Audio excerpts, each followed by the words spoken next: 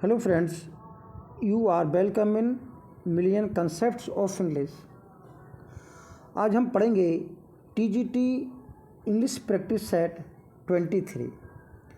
और for your kind information, हमारा जो TGT का सिलेबस है अप्रॉक्सीमेटली कंप्लीट हो गया है। तो सारे वीडियो को देख लीजिए, प्लेलिस्ट में लगाए हुए हैं।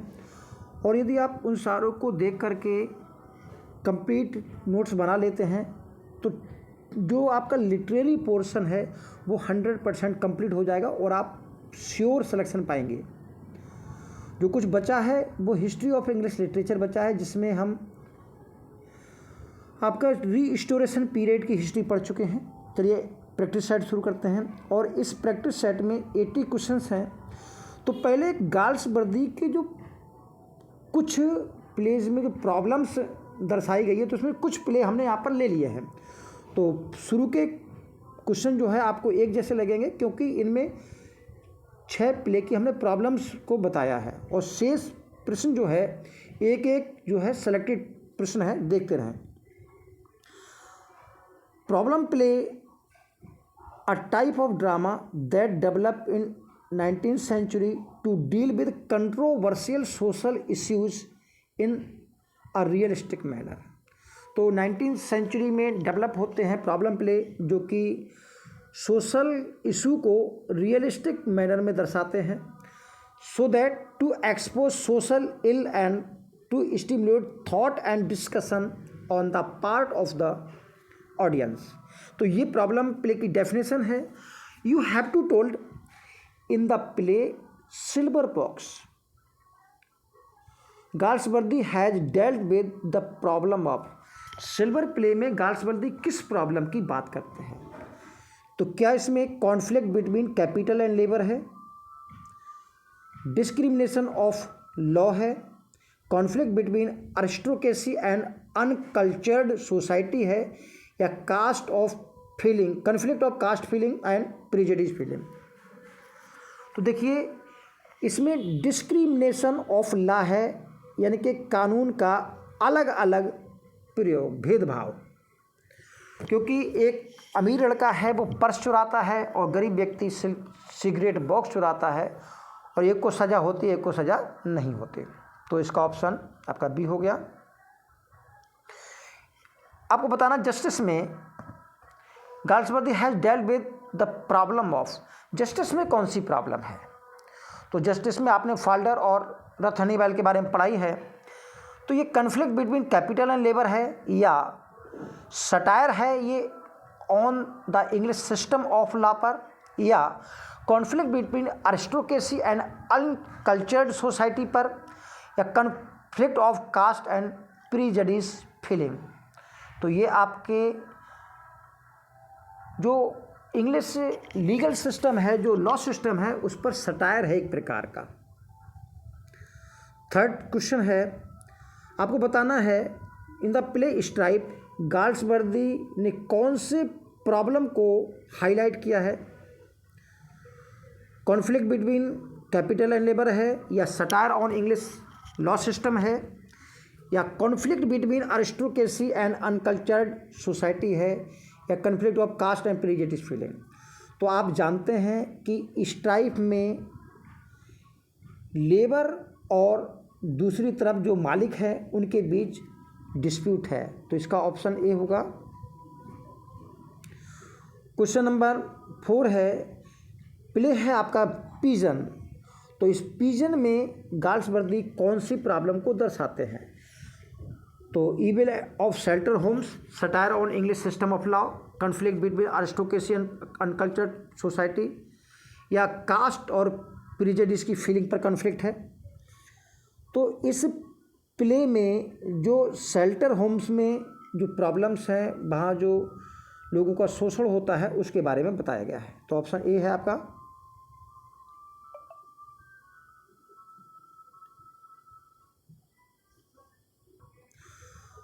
क्वेश्चन नेक्स्ट है, in the play skin game. इस स्किन गेम में गाल्सवर्दी ने कौन से प्रॉब्लम को हाईलाइट किया है? तो जल्दी बता दें। स्किन गेम में इन्होंने जो कॉन्फ्लिक्ट चल रहा है अरिस्टोक्रेसी सोसाइटी में और अनकल्चर्ड सोसाइटी में, इसको दर्शाया गया है। क्वेश्चन नंबर 6 है, in the play Loyalties Galsworthy has dealt with, तो लॉयल्टीज में जो है वो आपका है conflict between caste and prejudice feeling, ये पहले से जो पूर्वाग्रह की भावना है और भेदभाव है वो इसमें दर्शाई गई है, तो इसका ऑप्शन बी है। और लास्ट जो प्रॉब्लम प्ले बता रहे हैं वो है fugitive, Galsworthy has dealt with the problem of, देखिए फ्यूजिटिव में एक लड़की होती है क्लैरे जो अपने हस्बैंड से दुखी हो जाती है और उससे छुटकारा पाने के लिए भाग जाती है। तो ये जो प्रॉब्लम दर्शाई गई है फ्यूजिटिव में वो है the problem of unhappy marriage, ये समस्या है इसमें, तो इसका ऑप्शन बी। अब शेष क्वेश्चन प्रॉब्लम पे नहीं है, बाकी अलग अलग क्वेश्चन है। आपको बताना है which of these works is not published under his real name, कौन सा इनमें से वर्क है जो उनके वास्तविक नाम से नहीं लिखा गया। तो आप सोचिए, मैं बता रहा हूँ। आइलैंड ऑफ फेरिसीज है, ये 1904 में लिखा जाता है।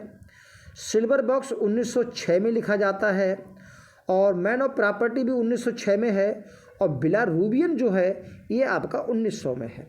तो आप जानते हैं कि 1904 में इनके फादर की डेथ हो जाती है और फिर अपने रियल नेम से लिखना चालू करते हैं। तो सबसे पहला जो नॉवेल है आइलैंड ऑफ फेरिसीज, ये इनका रियल नेम से शुरू होता है। तो इसमें बाकी इसके बाद के हैं, तो 1900 वाला आपका बिला रूबियन है, ये जो है इनके pen names John Sinjohn नाम से लिखा जाता है। तो ऑप्शन आपका कौन सा है? Option C. क्वेश्चन है which is not the trilogy of John Galsworthy. देखिए इस में बताना है कौन सी ट्रायलॉजी नहीं है, तो ध्यान रखना है आपको तीनों ही ट्रायलॉजी के एक एक नॉवेल और इंटरल्यूड के बारे में पता करना है, और इसमें हम बता ही दे रहे हैं और आपको पता भी होगा कि देखिए फॉरसाइट सागा जो है 1906 से शुरू होते 21 में इंटरल्यूड लिखा जाता है, तो कुल मिला के 1922 में कलेक्शन होता है पहली ट्रायलॉजी का, वो है द फॉरसाइट सागा। और फॉरसाइट सागा में ही इंडियन समर ऑफ फॉरसाइट एक इंटरल्यूड दिया है, ठीक। फिर दूसरी जो ट्रायलॉजी है वो है द मॉडर्न कॉमेडी, और तीसरी ट्रायलॉजी है एंड ऑफ द चैप्टर। तो इसमें जो ऑप्शन ए है ये आपका ट्रायलॉजी नहीं है, बल्कि फर्स्ट ट्रायलॉजी में ये एक इंटरल्यूड है। तो ऑप्शन आपका ए हो गया। विच critic said about Galsworthy's play Justice. Justice is a commentary upon the prison administration of that period. तो ये बात किसने कही है? You have to told. तो ये है आपके AC बार्ड। कौन है? AC बार्ड, और ये आपके अमेरिकन राइटर हैं और क्रिटिक है। नेक्स्ट क्वेश्चन है the war of theatre is associated with. ये बॉर ऑफ थिएटर आपको याद करना पड़ेगा, किससे जुड़ा हुआ है आप बताइए। ऑप्शंस हैं John Dryden, Ben Jonson, Fletcher या एंड्रू मार्वेल। तो पता होगा अगर हमने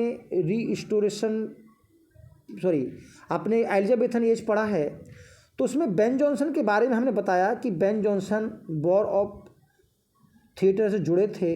इनका एक प्ले है every man out of his humour, तो ये बॉर ऑफ थिएटर से जुड़ा हुआ है। किस किस के बीच होता है? बेन जॉनसन के बीच होता है, और दूसरे होते हैं जॉन मर्स्टन, और होते हैं टॉमस डेकर। तो एक तरफ जॉन मर्स्टन और टॉमस डेकर होते हैं, दूसरी तरफ होते हैं बेन जॉनसन। इनके बीच में बॉर ऑफ थिएटर चलता है। तो इसमें बहुत सारे प्लेज लिखे जाते हैं।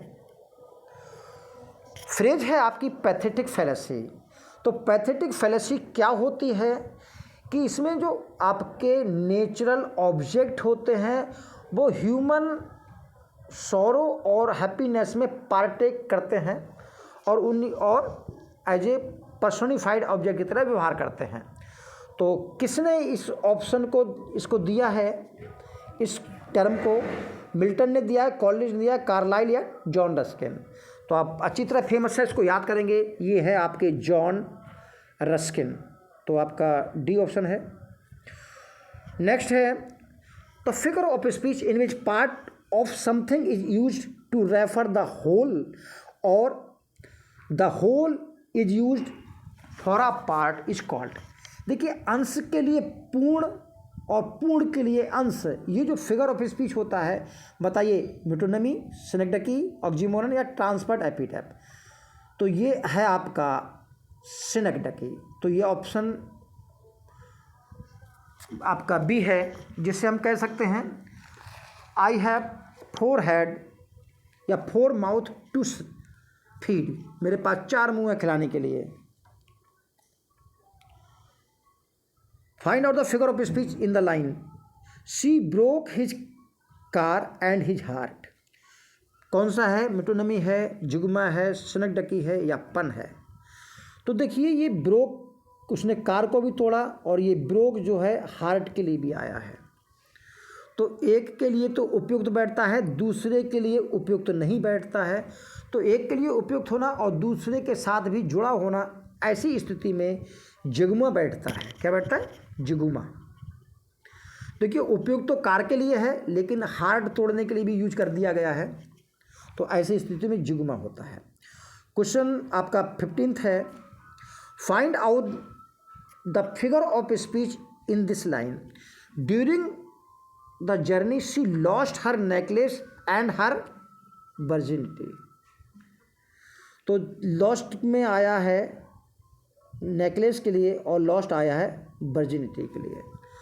तो देखिए, दोनों ही लॉस्ट की हैं उसने। तो ऐसे में जो अर्थ है निकल रहा है, ठीक, तो वो निकल रहा है आपका सेलिप्सिस। ये भी जुगमा की तरह होता है, इसको बोलते हैं श्लेष अलंकार। तो देखिए, ये यमक अलंकार होता है, और नेकलेस के लिए लॉस्ट है, और वर्जिनिटी के लिए जो शब्द आया है वो है इंटरकोर्स है, और श्लेष जो होता है वो पन होता है। What is the study of metre, rhythm and intonation of poem is called.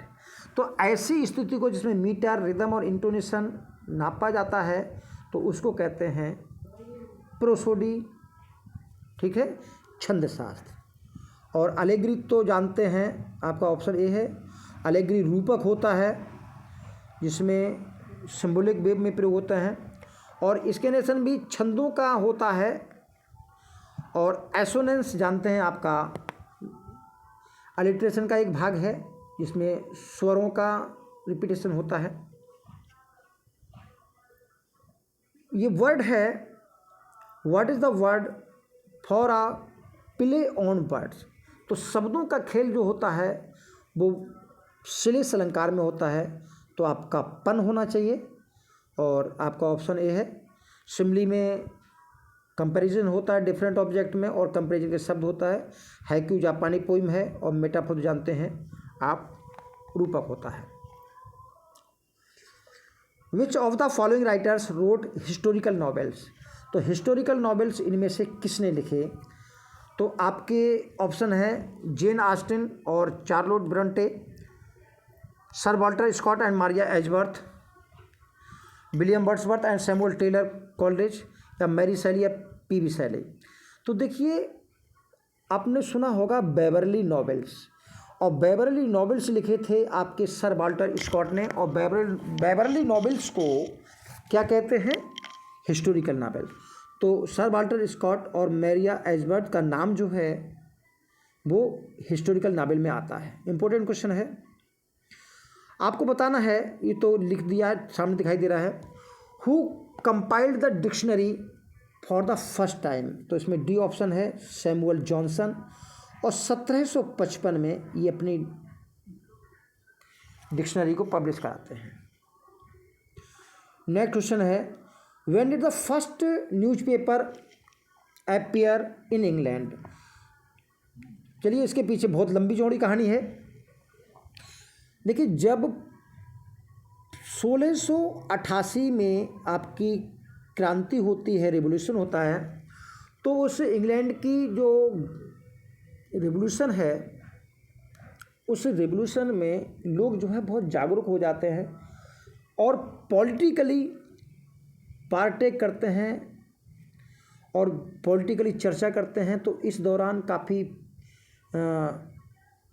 Coffee houses और क्लब्स बनते हैं, तो वहाँ राजनीतिक चर्चा होती है और लोगों के में जागरूकता होती है, लोगों के वोट पाने के लिए सारे कार्यक्रम होते हैं। तो इसी दौरान अपनी सूचनाएं लोगों तक कैसे फैलाएं, तो 18वीं सेंचुरी में 1702 में आपका पहला जो न्यूज़पेपर है वो आपका प्रकट होता है। अच्छा, अब बताना है कि पहला न्यूज़पेपर 1702 लंदन में पब्लिश होना शुरू हो जाता है। तो इस प्ले का नाम क्या है? What is the name of the first daily newspaper? Morning Post, Morning Chronicles, the Daily Courant या मॉर्निंग हेराल्ड? तो ये है आपका the Daily Courant, option C. Question है the 18th century was the age of. देखिए 18th century किसकी age थी? तो age of drama, poetry, prose और फिक्शन। तो ये एज थी वो प्रोज की थी। तो प्रोज के होने का कारण भी यही था कि पॉलिटिकल और रिलीजियसली जो लोग थे वो काफ़ी फ्री हो गए थे। अब वो राजनीतिक चर्चाओं में भाग लेने लगे थे। उसी तरह आपका जो इस पीरियड के जो राइटर थे, तो उन्होंने अपनी भावनाओं को पहुंचाने के लिए उनको लगा कि पोइट्री जो है सफिशिएंट नहीं है। तो उन्होंने मैगजीन्स में, पेपर में और प्रोज वर्क में बहुत लिखना चालू किया। तो इस प्रकार इस एज को प्रोज की एज कहा जाता है। Which title was given to 18th century literature in England?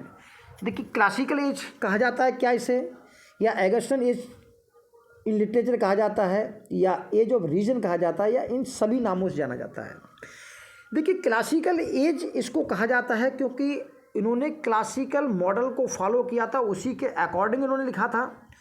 और एगस्टन एज जो रोमन एगस्टन पीरियड था 1st सेंचुरी BC का, इसमें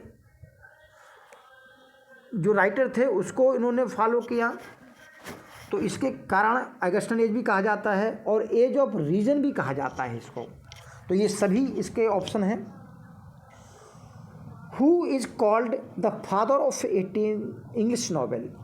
देखिए इंग्लिश नॉवेल का फादर किसे कहा जाता है? Henry Fielding, sir Walter Scott, Charles Dickens या थॉमस नैश, ये सभी नॉवेलिस्ट हैं। तो ये ऑप्शन है आपका हेनरी फील्डिंग। और हेनरी फील्डिंग को जो फादर ऑफ इंग्लिश नॉवेल कहा है वो सर वाल्टर स्कॉट ने इनको फादर ऑफ इंग्लिश नॉवेलिस्ट कहा है। तो आपका ऑप्शन है A, Henry Fielding. The Spectator was daily publication of 1711 to 12। Who founded it? Spectator एक मैगजीन है। अब इसको फाउंडर कौन है? तो देखिए जोसेफ जॉनसन या रिचर्ड पील, जोसेफ रिचर्डसन या रिचर्ड स्टील, जोसेफ एडिसन या रिचर्ड स्टील, या जोसेफ स्टील या रिचर्ड एडिसन, ये काफ़ी इन्होंने घुमा फिरा के दिया है। तो आप जानते हैं कि जो ओरिजिनल नाम है वो है Joseph Addison and Richard steel, ये इनके कंप्लीट नाम है। और इन्होंने स्पेक्टेटर को फाउंड किया, पब्लिकेशन का फाउंडेड किया। तो ये हैं आपके Joseph Addison and Richard Steele, option C. Question number अगला है who gave the romantic period the title of the renaissance of wonder? तो रेनेसां ऑफ वंडर किसने कहा है रोमांटिक पीरियड को? ये इंपॉर्टेंट क्वेश्चन है। ऑप्शन है आपके थियोडोर वॉट्स, प्रोफेसर हेरफोर्ड, एस्ट्री कॉलेज या विलियम वर्ड्सवर्थ ने स्वयं कहा है अपने प्रीफेस में। तो आपको बताना है। तो ये हैं आपके ऑप्शन ए के थियोडोर वाट्स और डंटन। इनका पूरा नाम है थियोडोर वाट्स डंटन। तो आपका ऑप्शन हो गया ए। द टर्म है स्ट्रीम ऑफ कॉन्शियसनेस। इस ड्रामा और नॉवेल में, नॉवेल की टर्म है, और नॉवेल में जो मन के विचार आते हैं उनको लिखते चलते आते हैं, फ्लो में लिखते चलते आते हैं, कहीं भी कोई रोक टोक नहीं होती। तो आपको बताना है किसने इस टर्म को प्रयोग किया फर्स्ट टाइम। ये आपके सिगमंड फ्राउड थे, जेम्स जॉयस, विलियम जेम्स, या इनमें से कोई भी नहीं, किसी और ने दिया है। तो ये टर्म कई बार पूछा गया है। तो ये टर्म है आपके stream of consciousness given by William James. Question number 28 है, who called 18th century the age of prose and reason? Coleridge Johnson, William Hazlitt, या मैथ्यू आर्नल्ड? तो मैथ्यू आर्नल्ड ने 18th सेंचुरी को ये कहा है, age of prose and reason. तो आपका ऑप्शन डी। क्वेश्चन नंबर 29 है, जो रिवोल्यूशन ऑफ 1688 मार्क्स, 1688 की जो ग्लोरियस रिवोल्यूशन होती है वो क्या क्या बातें बताती है, क्या क्या उससे फ़ायदा हुआ? The end of the long struggle of religious and political freedom in England. देखिए, कॉमनवेल्थ पीरियड से, उससे पहले ही प्यूरिटन एज से रिलीजियस फ्रीडम के लिए और पॉलिटिकल फ्रीडम के लिए जो संघर्ष चला आ रहा था, जो स्ट्रगल चला आ रहा था, वो आपका ये समाप्त कर देती है, बिल्कुल समाप्त हो जाता है। तो ये ऑप्शन ठीक है। It banished the last of Stuart Kings. इसने जो अंतिम स्टुअर्ट किंग्स थे उनको गायब कर दिया। तो देखिए, स्टुअर्ट किंग्स थे आपके जेम्स सेकंड, और जेम्स सेकंड के बाद कोई भी स्टुअर्ट किंग्स नहीं रहता है। तो यहाँ से स्टुअर्ट किंग्स समाप्त हो जाते हैं। तो ये भी ऑप्शन सही है। It ended the divine rights of the king altogether. देखिए, जेम्स फर्स्ट ने डिवाइन राइट्स चालू किया था। तो उसके वो कहते थे कि the king is not responsible for any earthly power even to parliament. तो इससे लाने के बाद जेम्स सेकंड तक ये चलती है, और उसके बाद हमेशा हमेशा के लिए गायब हो जाती है। तो ये ऑप्शन है, ये आपके मेन है फ्रेंच रिवॉल्यूशन के, और ये ऑप्शन डी सही है। In a single generation nearly 2000 public coffee houses, each centre of sociability, spring up in London alone. तो लंदन में लगभग 2000 कॉफ़ी हाउसेस स्थापित हो गए थे। लोग इन कॉफ़ी हाउसेस में पॉलिटिकल और आपके लिटरेरी चर्चा किया करते थे, और इसके साथ साथ प्राइवेट क्लब्स थे। तो ये बात W.J. लॉन्ग ने कहा है, किस एज के बारे में कहा है? 18th century, 17th century, 19th century, या लेट 19th सेंचुरी? तो हम बात कर रहे थे आपकी 18th सेंचुरी की, जिसको कहते हैं एज ऑफ प्रोज, जिसको कहते हैं ऑगस्टन पीरियड, जिसको कहते हैं क्लासिकल एज। तो इस एज की ये बात हो रही है। Option B 18th century. Who is the author of Animal Farm? ये याद कर लेना, बहुत इंपॉर्टेंट क्वेश्चन है, और यहाँ से अलग है, पूछा जाता है। अर्नेस्ट हेमिंग्वे, या जॉर्ज ऑरवेल, बोरिस पेस्टरैंक, और चार्ल्स डिकेंस। तो ये हैं आपके जॉर्ज ऑरवेल। और जो एनिमल फॉर्म है, आप पढ़ना इस ड्रामा, इस नॉवेल को, और ये बहुत ही सुंदर है, और ये एलेगोरिकल नॉवेल है। How many times did Wordsworth visit Tintern एबे थ्रू आउट हिज लाइफ? कितने बार टिंटन एबे को विलियम वर्ड्सवर्थ देखने गए? 2 बार, 3 बार, या 4 बार, या आप कभी नहीं गए? तो ये गए थे 3 बार। 1793 में तो पहली बार गए थे, तब पोइम नहीं लिखी थी। 1798 में दूसरी बार डोरोथी के साथ जाते हैं, और लास्ट में अपनी मृत्यु से 9 वर्ष पहले 1841 में जाते हैं, 3 बार जाते हैं। लिटरेरी फॉर्म ऑफ टिंटन एबे बताना है क्या है। ड्रामेटिक मोनोलॉग है, ड्रामेटिक लिरिक है, सॉलिलॉकी है या पिंडारिक ओड है। तो देखिए, बिना किसी भेदभाव के या बिना किसी कन्फ्यूजन के ये ड्रामेटिक लिरिक है।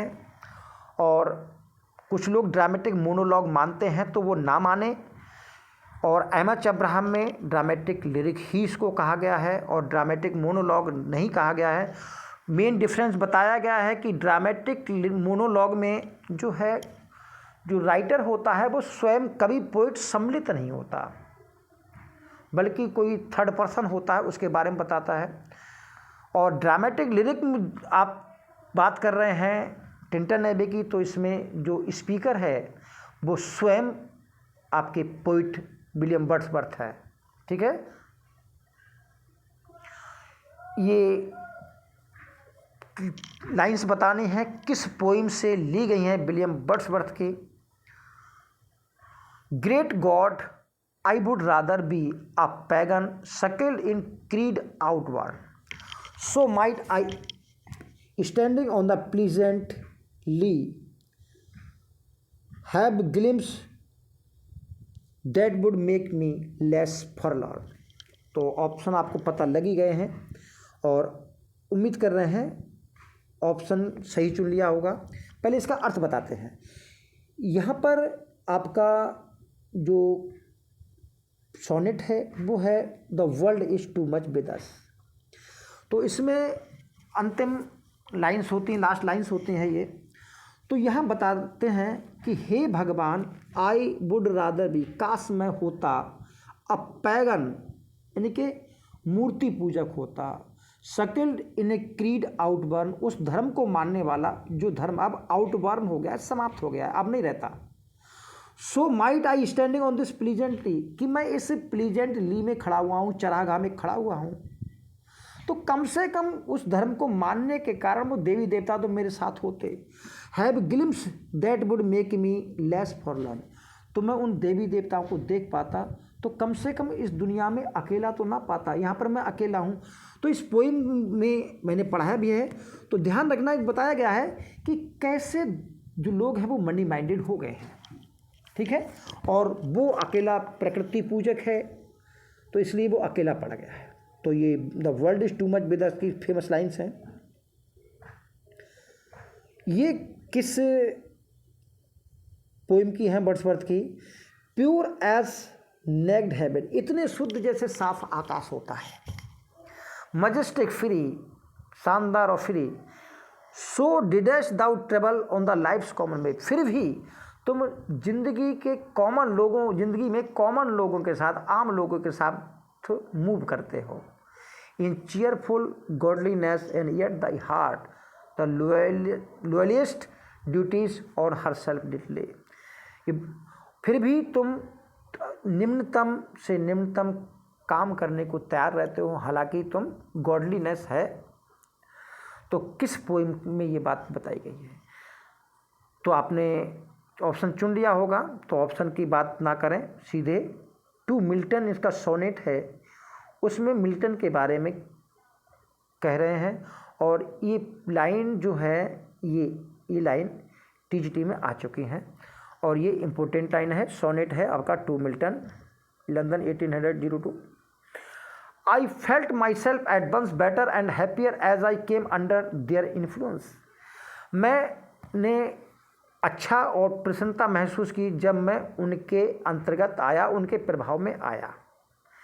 तो ये बात जो है वर्ड्सवर्थ की पोइम को पढ़ने के बाद कहते हैं, या इस प्रश्न को इस तरह भी पूछा जा सकता है, whom did Wordsworth poetry work as medicine, किसके लिए वर्ड्सवर्थ की पोइट्री जो है मेडिसिन का काम करती है? रॉबर्ट ब्राउनिंग के लिए, जेम्स रसल लोवेल के लिए, टी.एस. इलियट के लिए, या जे.एस. मिल के लिए? ये हैं आपके जॉन स्टुअर्ट मिल। कौन है? John Stuart Mill.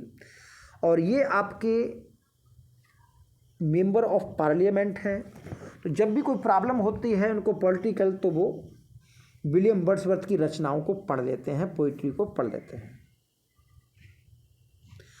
क्वेश्चन है, Milton laments for his blindness occurs in. तो मिल्टन अपने अंधेपन पर रोते हैं तो किस पोइम में आता है? चार ऑप्शन है, अल-एलेग्रो, कॉमस, पैराडाइज लॉस्ट या एलेसिडास। ये है आपका पैराडाइज लॉस्ट। ठीक है, कौन सा ऑप्शन है? Paradise lost. अब पैराडाइज लॉस्ट में 12 बुक्स हैं, किस बुक में वो अपनो लेमेंट करते हैं? तो इस क्वेश्चन को जानते हैं, वो तो इंपॉर्टेंट है। Milton laments for his blindness in Paradise lost book 3। Book 3 में लेमेंट करते हैं। व्हेन ही इन्वोक्स, तो आप जानते हैं कि हमने इन्वोकेशन के बारे में पढ़ा है, ठीक? तो 4 टाइम इन्वोकेशन है और ये चारों बार लिखे हैं। तो पहले में इन्वोकेशन करते हैं हेवनली म्यूज यूरेनिया को, हीरोइक एंड रोमांटिक पोइट्री को, हेवनली लाइट को, और म्यूज ऑफ पोइट्री को नहीं करते हैं। खैर, तो इसमें से बुक 3 में किसे करते हैं? तो बुक 3 में करते हैं हेवनली लाइट को। तो हेवनली लाइट को जब वो इन्वोक करते हैं तो उस समय कहते हैं कि मेरी आंखें तो चली गई हैं, लेकिन मेरे अंदर जो है वो सेलेसियल लाइट को आप जागृत करें, ताकि मैं डिस्क्राइब कर सकूं उन व्यूज को, उन दृश्यों को जो आम लोगों से पकड़ से दूर हैं। क्वेश्चन नंबर 39 है, whose classical model in Paradise Lost based on. ये बहुत इंपॉर्टेंट है। होमर्स की ओडिसी पर, या एनियड पर, या इन दोनों पर, या ओविड की मेटामॉर्फोसिस पर। तो ध्यान रखना, ये बहुत इंपॉर्टेंट पॉइंट है। और पॉइंट है आपका सी, होमर की ओडिसी और वर्जिल की एनियड पर बेस्ड है। Which is not the Milton's unholy spirit. तो मिल्टन की अनहोली स्पिरिट में किसका नाम नहीं आता? करेक्टर्स इंट्रोड्यूस इन पैराडाइज लॉस्ट। तो पैराडाइज लॉस्ट में जो 4 करेक्टर दिए गए हैं, इन ऑप्शन में से 3 जो है होली स्पिरिट में, अनहोली स्पिरिट में, अनहोली स्पिरिट में शामिल हैं, चौथा नहीं है। तो देखिए, सैटन, सिन और डेथ, ये आपके अनहोली स्पिरिट में आते हैं। तो आपका ऑप्शन सी है, और ये फॉलन एंजल्स हैं। For inspiration in writing the poem, Milton says he depends on. किस पर डिपेंड करते हैं? तो ये डिपेंड करते हैं आपके होली स्पिरिट पे, ठीक? बाकी his conscience, heavenly muse Urania, या 9 सिस्टर्स ऑफ होली बेल, इस पर नहीं है। ऑप्शन है आपका होली स्पिरिट। तो देखिए, जो होली स्पिरिट में, होली स्पिरिट एक अलग है, और दूसरे नंबर पे आते हैं, सॉरी पहले नंबर पे आते हैं गॉड, दूसरे नंबर पे आते हैं सन ऑफ गॉड यानी जीसस, और तीसरे नंबर पे आती है होली स्पिरिट। तो इन्हीं को होली ट्रिनिटी कहा जाता है। तो अभी हमने पढ़ा था अनहोली ट्रिनिटी, और ये बताए थे ये आपकी Holi Trinity. In which book of paradise Lost the story of Adam and ewe occur. तो एडम और ईव की जो स्टोरी ली गई है, वो आपकी जो बाइबल की फर्स्ट बुक है जेनेसिस, तो इस फर्स्ट बुक में इसको लिया गया है। और आपने पढ़ा होगा सैमसन एगोनिस्टिस। तो जो सैमसन एगोनिस्टिस पोइटिक प्ले है, वो आपका बुक ऑफ जजेस पर बेस है, ठीक है। 43 है, in which book were Adam and Eve first presented. तो फर्स्ट प्रेजेंट होते हैं ये आपके बुक 3 में, बुक 4 में, या बुक आपके 5th में, या बुक 9th में। तो ये है आपका ऑप्शन बी, बुक 4th में। तो चौथी बुक में पहली बार प्रेजेंट करते हैं। और आपका ऑप्शन है ये टीजीटी शायद 2013 या 2010-11 में आया है, the reason Milton wrote in fetters. ये कारण है कि मिल्टन ने फैटर्स में लिखा। जंजीरों में बंद करके लिखा when he wrote of angels and God, जब उन्होंने एंजल्स और गॉड को वर्णन किया। And at liberty when the devils and hell, जब दैत्यों के बारे में और हेल के बारे में उन्होंने लिखा तो काफ़ी स्वतंत्रता से लिखा। यही कारण है जो बुक आपकी फर्स्ट है पैराडाइज लॉस्ट की और बुक सेकंड है, इतनी सुंदर लिखी गई हैं। इवन टू आपको लगता है कि इन बुक में सैटर्न जो है वो हीरो बनाया गया है। Because he was a true poet, ऐसा इसलिए है क्योंकि वो सच्चे कवि थे। And of the devil's party without knowing it, और बिना जाने हुए वो डेविल्स की पार्टी में शामिल हो जाते हैं। तो ये जॉन मिल्टन के बारे में कौन कहता है? बारबरा लेविस्की कहती हैं, विलियम ब्लेक कहते हैं, मैकमिलन या विलियम हैजलिट। तो ये ऑप्शन आ चुका है, आप आपने पढ़ा भी होगा, विलियम ब्लेक। और विलियम ब्लेक की जो रचना है the marriage of heaven and hell, तो उस बुक में इस कोटेशन को इन्होंने दिया है। अगला क्वेश्चन है, in Paradise Lost the action of fall in 2 stages in books. देखिए एक्शन ऑफ फॉल 2 स्टेजेस में होता है। 2 स्टेजेस में होता है कैसे? देखिए बुक 4 की बात है, यहाँ पर ईव जो है एक सपना देखती है और सपने में वो फल को खा लेती है, और बुक 9 में वो एक्चुअल रूप में खा लेती है। तो इस प्रकार 2 बार 2 स्टेज में फॉल दिखाया गया है। तो आपका ऑप्शन ए हो गया।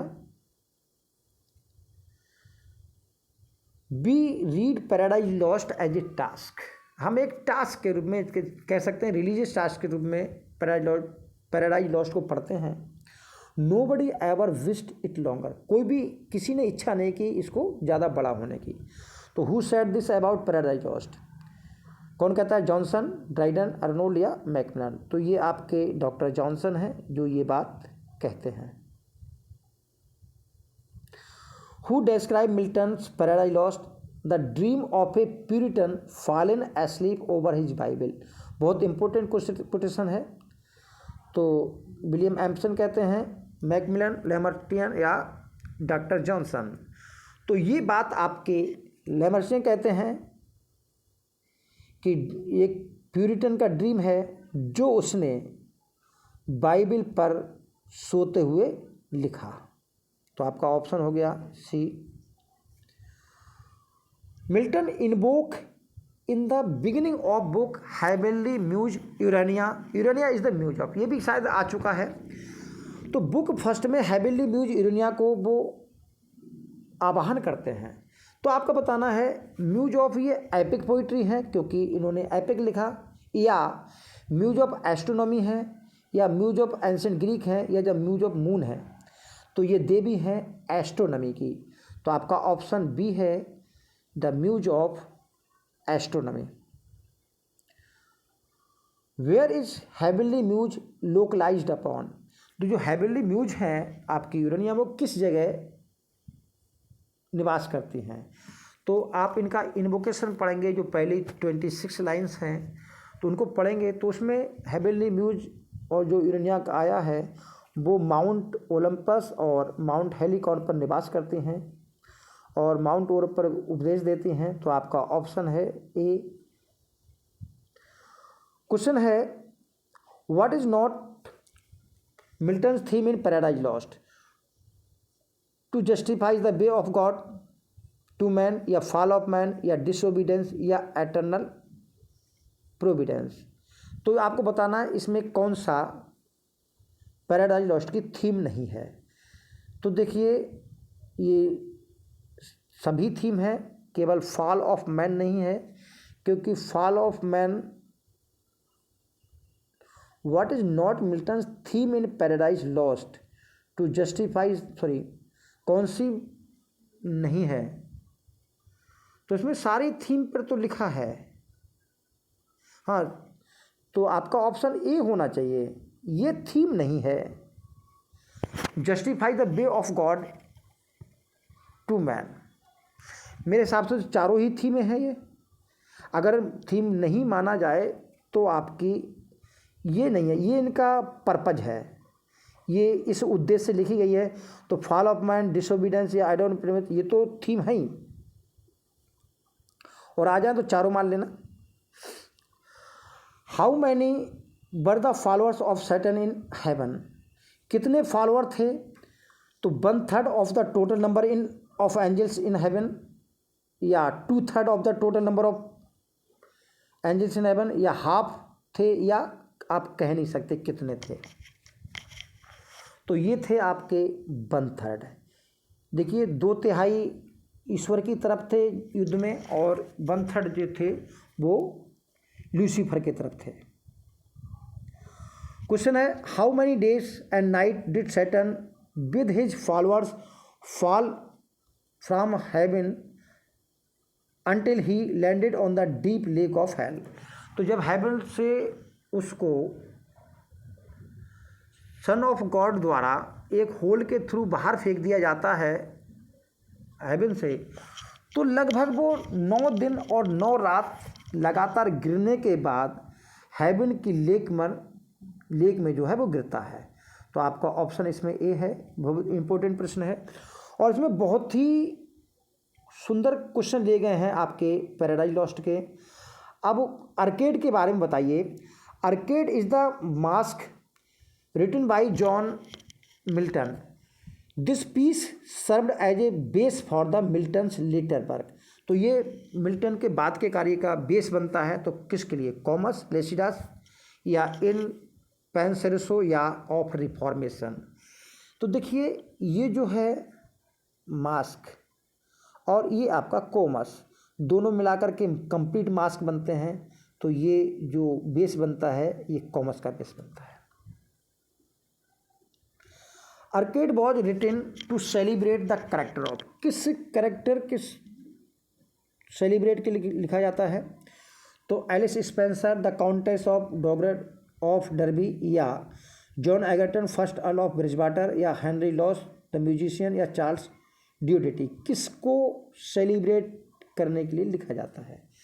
तो ये हैं आपके एलिस स्पेंसर, जो कि countess of dowager of derby थी। इनकी 75th बर्थडे पर इसको प्रेजेंट किया जाता है। तो आपका ऑप्शन ये हो गया। क्वेश्चन नंबर 55 है, which is not true about arcades. Arcades जानते हैं कि 1600 आपका 32 के लगभग 1632 में ये आर्केड लिखा जाता है, और 34 में आपका मास्क ऑफ कॉमस आता है। तो आर्केड के बारे में 2-3 बातें हैं, आपको बताना है कौन सी सही नहीं है। देखिए, Arcades was written to celebrate the character of Alice Spencer, the countess of dowager of Derby, ये सही है। The piece serve the basis of Milton's later masque Comus, ये भी सही, अभी पढ़ा आपने। It was performed at the Harefield estate on 4 May 1634, ये भी सही है।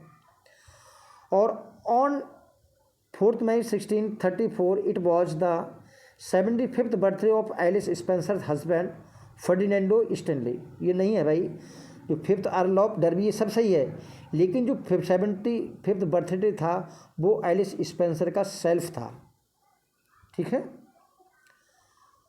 क्वेश्चन नंबर 56 है, which poem of Milton are joys almost Elizabethan in character. तो his early poems in as Latin and French poems, his Christ College poems, या Horton poems, या last period poems. तो देखिए हॉटन पोइम्स आपकी 32 से लेकर लिखनी शुरू होती हैं, 1632 से लेकर के और 1638 तक लिखी जाती हैं। ठीक, तो इसमें हॉटन पोइम्स को जो है जॉयस पोइम कहा जाता है। तो आपका ऑप्शन सी है। Which of these is the last of Milton's Horton poems.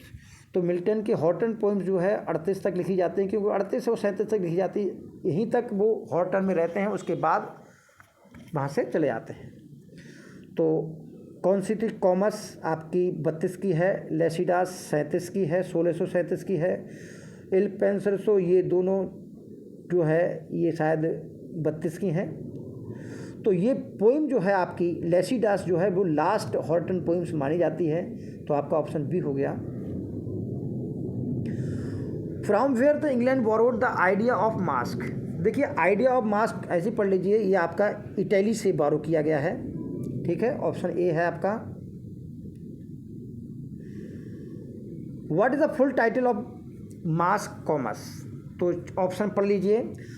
Commerce a masque presented at Ludlow Castle 1634, Comus a masque presented at the Harefield estate 1634, Comus the masque presented at the Bread Street 1634, या commerce a complete mask. कौन सा इसमें आपका option सही लग रहा है आपको?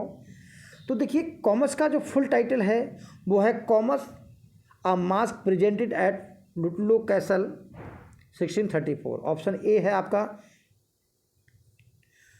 क्वेश्चन नंबर 60 है, who provided music for the masque Arcades and Comus? तो देखिए इनके मित्र थे Henry Lawes. Henry Lawes musician थे जो इनके मास्क को जो है म्यूजिक प्रोवाइड करते हैं। The heroine of commerce is embodiment of, बहुत इंपॉर्टेंट क्वेश्चन है, honesty and truthfulness, purity and chastity, beauty and truth, या ऑफ इविल स्पिरिट। तो प्योरिटी एंड चेस्टिटी, शुद्धता और आपकी पवित्रता का प्रतीक मानी जाती है, एम्बॉडीमेंट मानी जाती है, तो ये आपका बी ऑप्शन है। The virtue lady encounters commerce in the forest. Commerce क्या है? देखिए टाइटल जरूर कॉमर्स है मास्क का, लेकिन कॉमर्स जो है वो एक ईविल सोरसरर है, और इसका मतलब होता है एक बुरा जादूगर है। तो आपका ऑप्शन ए है। The virtuous lady encounters commerce in the forest, commerce imprisons her, she is freed by her brother with the help of attendant spirit। तो क्वेश्चन नहीं बनाया है, खैर कोई बात नहीं, लेकिन आपको बताना है कि वो अटेंडेंट स्पिरिट कौन सी है। हारमोनिया है, या रिवर निम्फ सेब्रीना है, या बैक्वस एंड सिर्स है, या निम्फ ऑफ नैसा है। तो ये है आपकी निम्फ सेब्रीना, जो कि रिवर की निम्फ है, और निम्फ का मतलब जानते हो अप्सरा। तो आपका ऑप्शन जो बैठता है वो क्या बैठा? Option B. ये बताना है किस पोइम से ली गया है। Fame is the spur, fame जो है वो प्रेरणा होता है, that clear spirit doth raise, जिसमें जो क्लियर स्पिरिट होती है, शुद्ध आत्मा होती है, वो हमेशा तरक्की करती है। The last infirmity of noble mind, और ये एक नोबल माइंड की इन्फर्मिटी भी कही जाती है। तो ये लाइन इंपॉर्टेंट लाइन है, मिल्टन के किस वर्क की है? सैमसन एगोनिस्टिस की है, पैराडाइज लॉस्ट की है, लेसिडस की है, कॉमर्स की है। तो ये लेसिडस में लाइंस आती हैं। ऑप्शन सी हो गया। What a piece of work is man, how noble in reason, how infinite in faculty। ये सरल क्वेश्चन है, किस प्ले से ले गया है? किंग लियर, मैकबेथ, ओथेलो, या हेमलेट?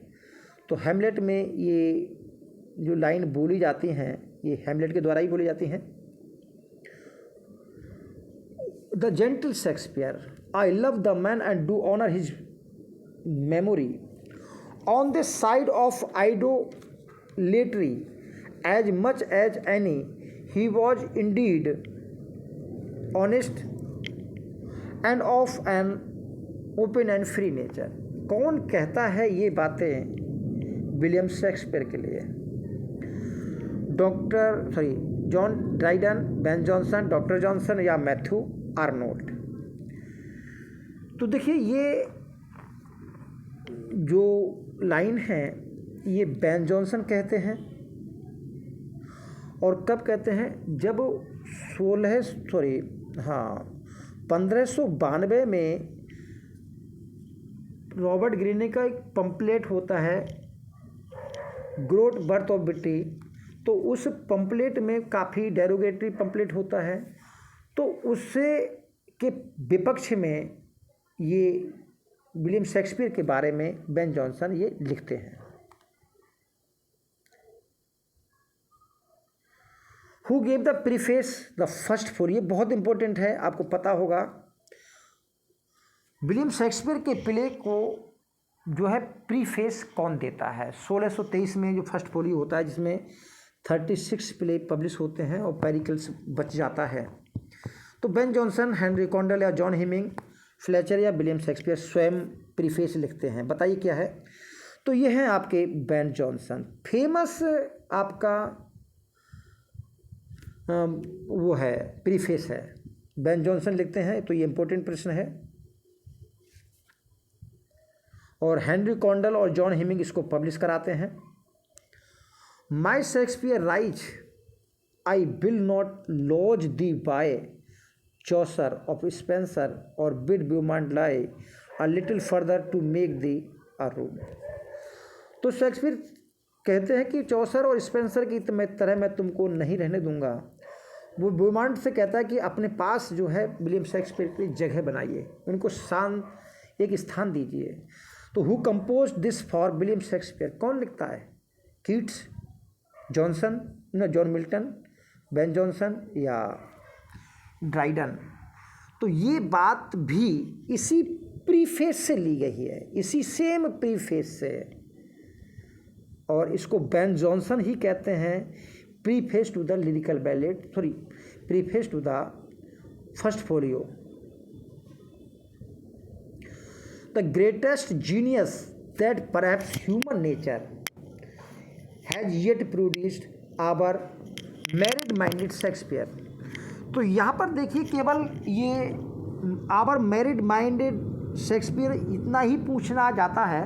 मैंने पूरी लाइन लिख दी है। तो who said this about William Shakespeare? कौन कहता है?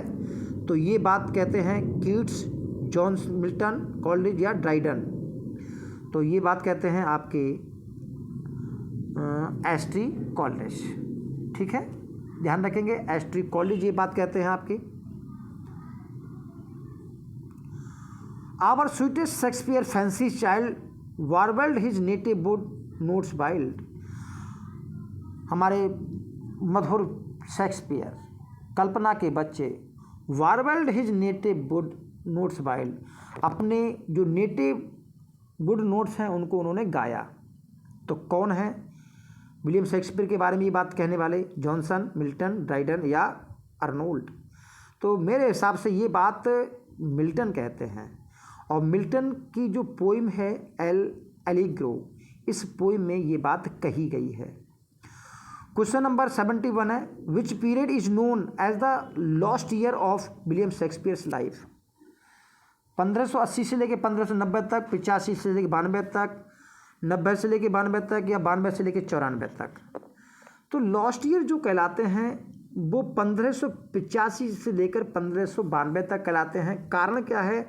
1585 में आते हैं और जो थिएटर है उसको ज्वाइन करते हैं जॉन वर्वेज की कंपनी को, और 92 में ये प्रसिद्ध होते हैं जब इनका हेनरी 6 स्टेज पर आता है और रॉबर्ट ग्रीन इन पर पंपलेट छापते हैं डेरोगेटरी उस पर। उससे इन बीच में 85 से लेकर 92 तक क्या किया ये किसी को नहीं पता। When did William Shakespeare visited his village and purchased the largest house in the village? New place. तो न्यू प्लेस ये अपने घर जाते हैं 1597 में, और 1597 में ही न्यू प्लेस नाम का जो है बहुत बड़ा घर खरीदते हैं। शेक्सपियर लिटरेरी कैरियर जो है वो 20 वर्ष तक एक्सपेंड होता है। तो कब से कब तक माना जाता है?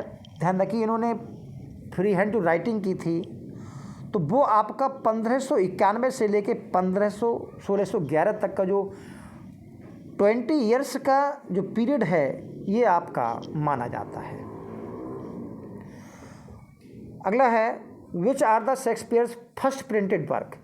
तो कौन सा है? लव लेबर्स लॉस्ट है, या वीनस एंड एडोनिस है, और रेप ऑफ लुक्री है, या हेनरी 6 पार्ट फर्स्ट है, या पैशनेट पिलग्रिम्स है? तो ये है आपका वीनस और एडोनिस जो 93 और 94 में पब्लिश होती हैं। पहला वर्क माना जाता है।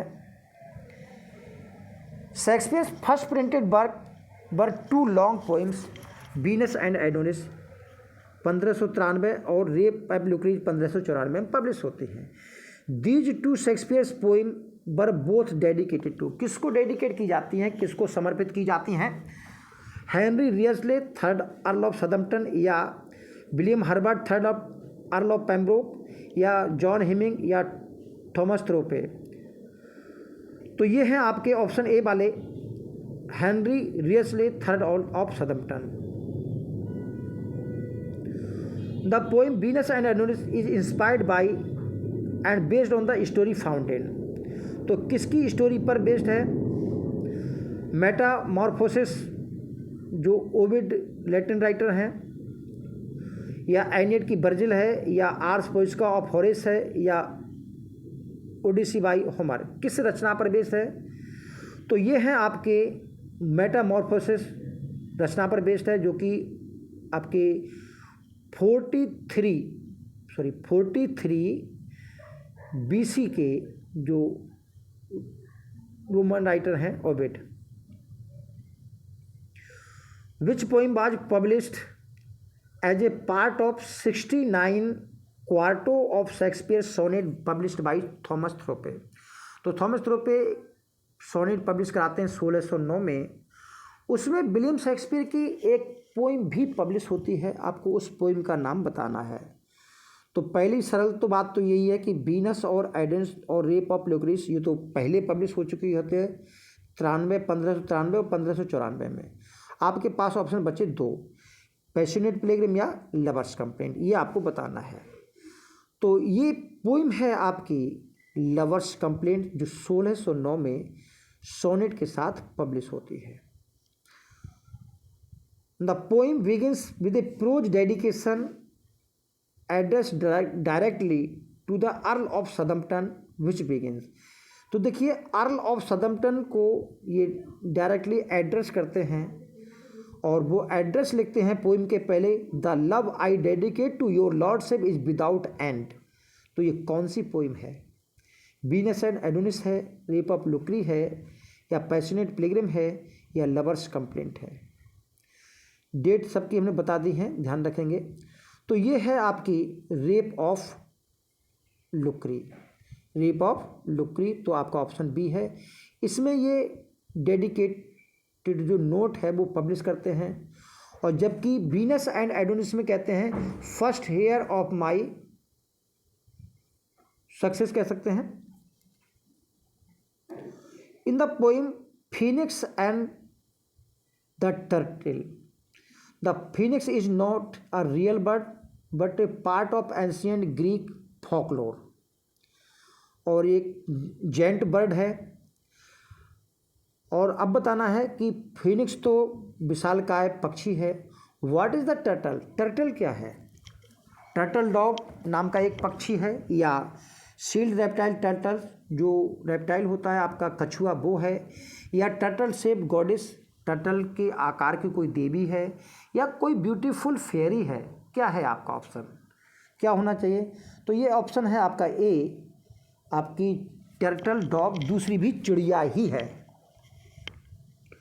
क्वेश्चन लास्ट है, the story King Lear by William Shakespeare, the mythological लियर of Britain. ये मैथोलॉजिकल लियर ऑफ ब्रिटेन है, उस पर बेस्ड है। लियर्स की जो स्टोरी है was first recorded in, option 4 है जॉफ्री ऑफ मॉनमाउथ की history of kings of Britain 1, Chronicles of England Scotland and Ireland by Raphael Holinshed, या ecclesiastical history of English people by Bede, या mirror of the magistrate by John, तो क्या है, हिगनिस। तो इसका option जो है वो ये है जॉफ्री ऑफ मॉनमाउथ, जो कि आपके 12th सेंचुरी के राइटर हैं। तो उनकी history of kings of Britain है, इसमें लेयर ऑफ ब्रिटेन की चर्चा हुई है, वहाँ से इन्होंने इसका सोर्स लिया है। तो ये आपका यहीं तक है।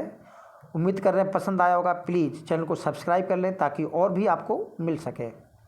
Thank you, all the best.